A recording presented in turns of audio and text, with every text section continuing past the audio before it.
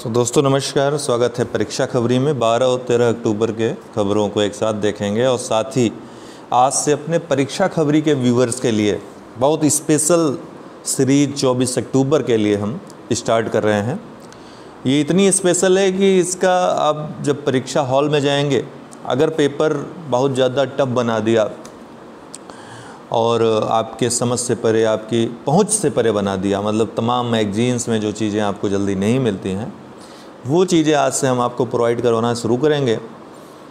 तो ये परीक्षा खबरी का स्पेशल सेशन चलेगा लगभग 10 दिन तक और इसमें आपको काफ़ी कुछ मिलेगा जिसको एग्ज़ाम आप क्रैक कर सकते हैं। जो प्रश्न गलत हो जाते हैं आपके, क्योंकि करंट अफेयर्स कहीं से इधर उधर से उठा लेगा तो फिर वो गलत नहीं होंगे। आइए शुरू करते हैं।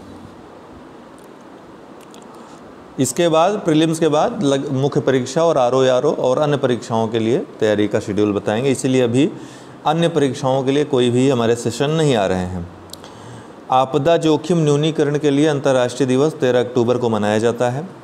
आपदा जोखिम न्यूनीकरण के लिए अंतर्राष्ट्रीय दिवस हर वर्ष 13 अक्टूबर को मनाया जाता है। इस दिन का उद्देश्य जोखिम जागरूकता और आपदा न्यूनीकरण की वैश्विक संस्कृति को बढ़ावा देना है। इस दिवस की शुरुआत 1989 में संयुक्त राष्ट्र के द्वारा की गई थी। हर 2 वर्ष में आपदा जोखिम न्यूनीकरण के लिए संयुक्त राष्ट्र कार्यालय विश्व भर में जोखिम की स्थिति की जांच के लिए विशेषज्ञों और नव प्रवर्तकों के साथ कार्य करता है। हर 2 वर्ष में अंतर्राष्ट्रीय बालिका दिवस 2021 11 अक्टूबर को मनाया गया। तो अंतर्राष्ट्रीय बालिका दिवस हर वर्ष 11 अक्टूबर को मनाया जाता है। 2021 में इस दिन को डिजिटल जनरेशन आवर जनरेशन विषय के साथ मनाया जाएगा और समाज में लड़कियों द्वारा सामना किए जाने वाले मुद्दों को संबोधित किया जाएगा। 18 दिसंबर 2011 को संयुक्त राष्ट्र महासभा ने 11 अक्टूबर को अंतर्राष्ट्रीय बालिका दिवस के रूप में घोषित किया ताकि दुनिया भर में लड़कियों के सामने आने वाली अनूठी चुनौतियों को पहचाना जा सके। 11वां महारत्न CPSC बन गया पावर फाइनेंस कॉर्पोरेशन लिमिटेड। कुछ समय पहले हमने आपको बताया हुआ था कि कौन 11वां महारत्न बनने वाला है, तो ये पावर फाइनेंस कॉर्पोरेशन तो बन गया है। अब तो महारत्न का दर्जा मिलने के बाद PFC अब किसी एक परियोजना में 5,000 करोड़ रुपए या अपनी कुल संपत्ति का 15% तक निवेश कर सकता है। इतना इसको स्वायत्तता दे दी गई है।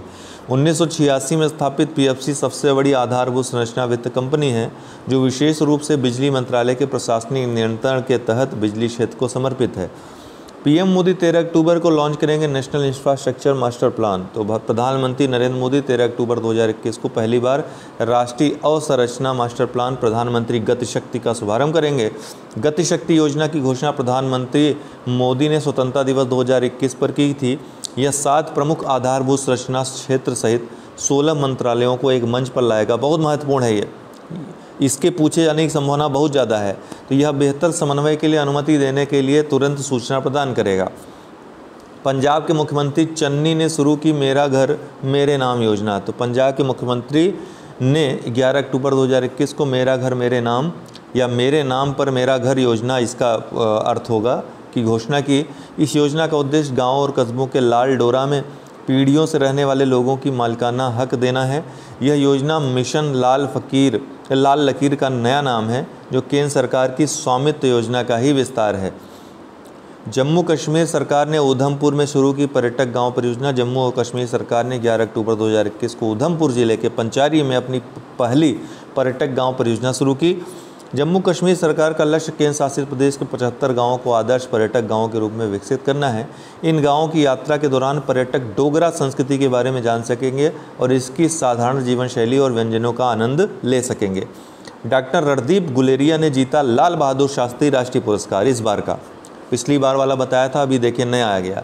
तो उपराष्ट्रपति M वेंकैया नायडू ने 11 अक्टूबर 2021 को डॉक्टर रणदीप गुलेरिया को उत्कृष्टता के लिए 22वां लाल बहादुर शास्त्री राष्ट्रीय पुरस्कार प्रदान किया। लेकिन पिछला वाला ही पूछेगा तो नया वाले में तो पेपर बन ही गया होगा जहाँ तक संभव है। डॉक्टर रणदीप गुलेरिया एक प्रतिष्ठित पल्मोनोलॉजिस्ट और अखिल भारतीय आयुर्विज्ञान संस्थान के निदेशक हैं। उन्हें भारत सरकार द्वारा 2015 में 4थे सर्वोच्च भारतीय नागरिक पुरस्कार पद्मश्री से सम्मानित किया गया था। एशियाई शेरनी इभा बनी अंडर 17 महिला विश्व कप भारत 2022 की शुभंकर। फीफा ने 11 अक्टूबर 2021 को अंडर 17 महिला विश्व कप भारत 2022 के आधिकारिक शुभंकर का अनावरण किया। शुभंकर का नाम ईवा है, जो एक एशियाई शेरनी है जो नारी शक्ति का प्रतिनिधित्व करती है। फीफा अंडर 17 महिला विश्व कप भारत 2022 का आयोजन 11 अक्टूबर से 30 अक्टूबर 2022 तक होगा। ईवा का लक्ष्य विश्व भर की लड़कियों और महिलाओं को उनकी पूरी क्षमता तक कार्य करने के लिए प्रेरित करना है। डेविड जोशुआ और गोइडो को दिया गया अर्थशास्त्र में नोबेल पुरस्कार 2021।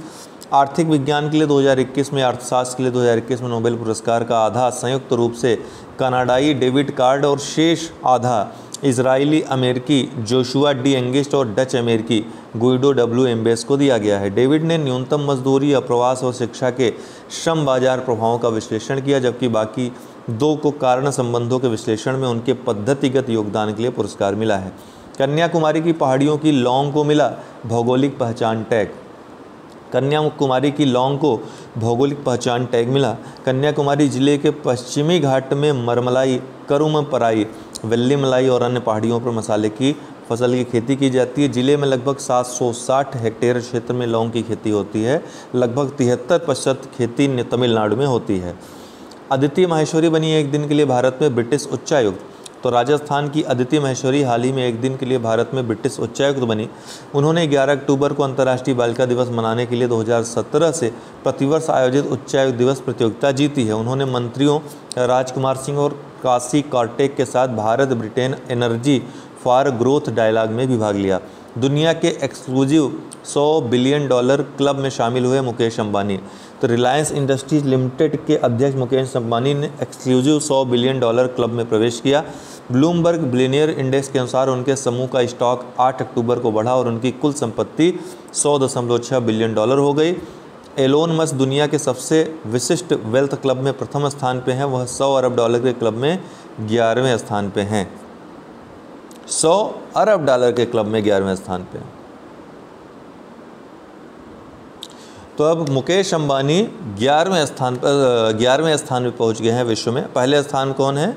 एलोन मस्क हैं। ठीक है, पहले स्थान पे एलोन मस्क, 11वें स्थान पे अपने मुकेश अंबानी जी हैं। त्योहारों के दौरान इसके पहले 14वें स्थान पे थे, अभी 11वें पे आ गए हैं, और उसके भी पहले 17वें स्थान पे थे। त्योहारों के दौरान कोविड पर अंकुश लगाने के लिए शुरू किया गया मिशन 100 दिन। केंद्र सरकार ने त्यौहार के सीजन के दौरान कोविड-19 संक्रमण के प्रसार को नियंत्रित करने के लिए मिशन 100 डेज नामक एक अभियान शुरू किया है। 10 अक्टूबर 2021 तक 2,30,971 सक्रिय कोविड-19 मामले थे। केंद्र ने राज्यों को अगले 100 दिनों के दौरान अतिरिक्त सतर्क रहने और कोविड के लिए उपयुक्त व्यवहार सुनिश्चित करने के लिए कहा है। रेलवे ने शुरू की 2 लंबी दूरी की मालगाड़ियाँ त्रिशूल और गरुड़। भारतीय रेलवे ने 2 लंबी दूरी की मालगाड़ियाँ त्रिशूल और गरुड़, जो मालगाड़ियों की सामान्य संरचना से दोगुनी या कई गुना लंबी हैं। ये लंबी दूरी की ट्रेनें महत्वपूर्ण वर्गों में क्षमता की कमी की समस्या का प्रभावी समाधान प्रदान करती हैं।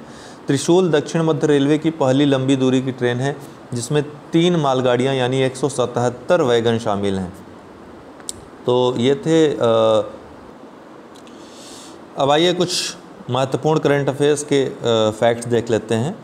भारत और एशियन डेवलपमेंट बैंक ने कहाँ पर कौन सी परियोजना के लिए 120 मेगावाट जल विद्युत परियोजना के लिए समझौता किया है? तो कोपली नदी पर। और कोपली नदी ये परियोजना कहाँ पर स्थापित की जा रही है? असम में, ये ध्यान रखिएगा।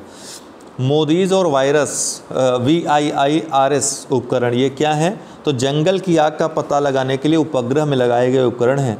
चर्चा में क्यों आए? क्योंकि जुंको घाटी के जंगलों में आग लगी थी, और जुंको घाटी कहाँ पे है? मणिपुर नागालैंड की सीमा पर स्थित है। दक्षिण भारत का पहला तथा देश का 6वां कैट IIIB स्तरीय हवाई अड्डा कौन बन गया है? तो कैंपेगौड़ा अंतर्राष्ट्रीय हवाई अड्डा बेंगलुरु में जो स्थित है। दक्षिण भारत का पहला और देश का 6ठा कैट IIIB जो ट्रैक होता है वो रखने वाला पहला इस स्तर का हवाई अड्डा बना है दक्षिण भारत का। अंतर्राष्ट्रीय वित्तीय सेवा केंद्र प्राधिकरण, इसकी स्थापना कब की गई थी? 1983 में। हेडक्वार्टर कहाँ है? मैड्रिड स्पेन में। हाल ही में चर्चा में रहा था। नेशनल एटॉमिक टाइम स्केल जो भारत ने उद्घाटन किया प्रधानमंत्री मोदी ने, ये कितनी सटीकता के साथ भारतीय मानक समय को बतलाता है? तो 2.8 नैनो सेकंड की सटीकता के साथ। मेरा गांव मेरा गौरव योजना, ये योजना किसके द्वारा चलाई गई? तो जो भारतीय कृषि अनुसंधान परिषद है, ICAR के द्वारा ये योजना शुरू की गई है। Asia protected areas partnership APAP हाल ही में चर्चा में रहा। इसके बारे में जान लीजिए। 2014 में ऑस्ट्रेलिया में हुए IUCN वर्ल्ड पार्क्स कांग्रेस के दौरान इसका स्थापना किया गया था। भारत को 3 वर्षों के लिए हाल ही में इसका सह अध्यक्ष बनाया गया है। सह अध्यक्ष इसलिए क्योंकि इसका सर्वकालिक अध्यक्ष IUCN का एशिया वाली जो इकाई है वो है। भारत को सह अध्यक्षता दी गई है नवंबर 2023 तक। INLCU L58 ये क्या है तो 100% स्वदेशी जल स्तर जल पोत है, भारत ने जिसको बनाया है। पौंग बांध हिमाचल प्रदेश का क्यों चर्चा में रहा तो 1700 से अधिक प्रवासी पक्षियों की मौत हो गई थी इस बांध के आसपास रहस्यमय तरीके से, जिसमें 95% बार हेडेड गीज शामिल थे। इन मौतों में 1700 में अधिकतर जो है बार हेडेड गीज थे। USA पाक महिलाओं के लिए मलाला एक्ट या मलाला यूसुफजई अधिनियम पारित किस देश ने किया? USA ने किया। केला ग्रिट तो नेंद्रन केला एक है केले का उत्पाद, उससे एक नया उत्पाद विकसित किया है CSIR के NIIST ये केंद्र ने, जो स्वास्थ्य के लिए बहुत बेहतर माना जा रहा है और पेट के रोगों में काफ़ी सहायक होगा। केला ग्रिट। ब्लास्टलेस ट्रैक स्वदेशी तकनीक से रीजनल रेल कॉरिडोर पहला जो बन रहा है, दिल्ली से मेरठ तक बन रहा है, जिस पर ब्लास्टलेस ट्रैक बिछाया जाएगा। और इससे संबंधित जो महत्वपूर्ण फैक्ट है ये है कि मेरठ के शताब्दी नगर में ब्लास्टलेस ट्रैक की पहली फैक्ट्री स्थापित की गई है। ऐसे ट्रैक में कम मेंटेनेंस की ज़रूरत होती है। अखिल भारतीय वनवासी कल्याण केंद्र 1952 में इसकी स्थापना हुई थी, हाल ही में चर्चा में रहा था। महिसाल सिंचाई योजना, महाराष्ट्र में ये सिंचाई योजना चलाई गई है जो जल की किल्लत है उसको दूर करने के लिए। Longitudinal ageing study of India LASI ने एक रिपोर्ट, लासी की एक रिपोर्ट आई है जिसमें ये बताया गया है कि 2011 में भारत में 60 की उम्र से ज़्यादा जो लोग थे, अर्थात 60+ जो जनसंख्या थी 8.6% थी। 2050 में ये कितनी हो जाएगी ये बताया है इसने। 2011 वाली तो जनगणना के आंकड़ों में है। 2050 में कितनी हो जाएगी जनसंख्या तो 3% की वार्षिक वृद्धि के साथ 31 करोड़ 60 लाख मतलब लगभग 32 करोड़ की जनसंख्या ये वृद्धों की हो जाएगी भारत में। दुनिया की सबसे बड़ी तैरती हुई सौर ऊर्जा परियोजना ये कहाँ पर स्थापित की जाएगी, मतलब भविष्य की बात है। ओंकारेश्वर बांध नर्मदा नदी पर मध्य प्रदेश में 600 मेगावाट की परियोजना होगी है, ध्यान रखिएगा। अभी रामागुंडम आपने देखा 100 मेगावाट की, रामागुंडम में भारत की सबसे बड़ी जो तैरती हुई सौर ऊर्जा परियोजना है, ठीक है, सोलर प्लांट जो है तैरता हुआ, और रामागुंडम तेलंगाना में वो 100 मेगावाट का है, अभी परिचालित हुआ है। लेकिन दुनिया की सबसे बड़ी तैरती सौर ऊर्जा परियोजना ये कहाँ पर किया जाएगा? ओंकारेश्वर बांध में लगभग 2022-23 तक ये निर्मित कर दिया जाएगा नर्मदा नदी पे मध्य प्रदेश में।